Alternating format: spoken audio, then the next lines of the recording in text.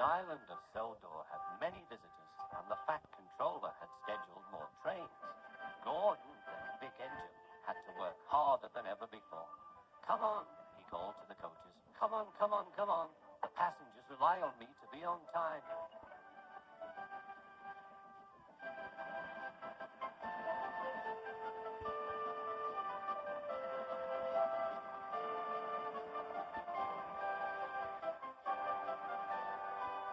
Whenever Gordon finished one journey, it was time for another to begin. Never mind, he puffed. I like a long run to stretch my wheels.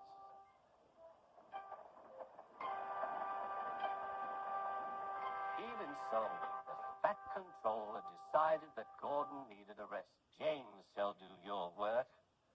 James was delighted.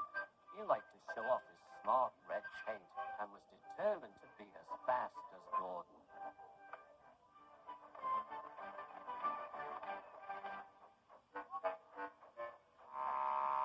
You know, little Toby, he boasted, I'm an important engine. Everyone knows it.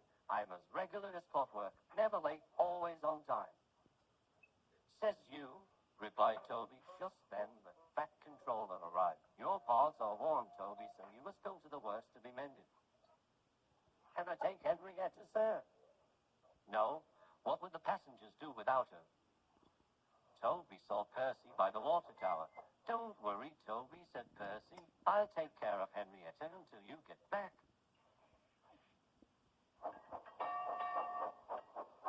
Soon Toby was out on the main line. He clanked as he trundled along. He's a little engine with small wheels. His tanks don't hold much water. He had come a long way and began to feel thirsty. In the distance was a signal.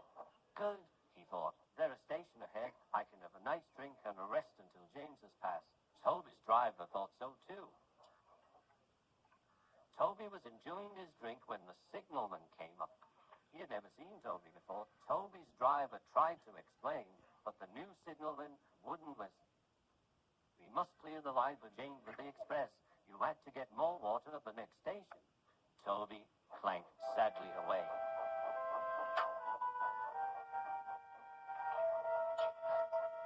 Hurrying used a lot of water, and his tanks were soon empty. Poor Toby was out of steam and stranded on the main line. We must warn James, said the fireman.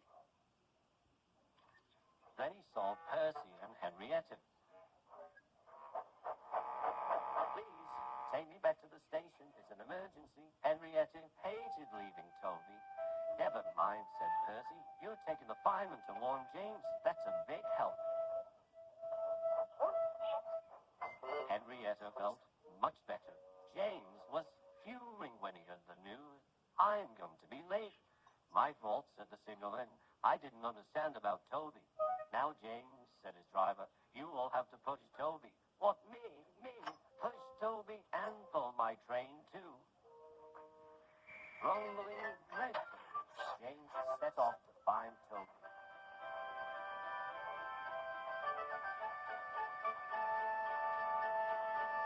He came up behind Toby and gave him a bump.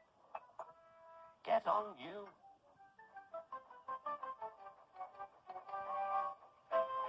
James had to work very hard.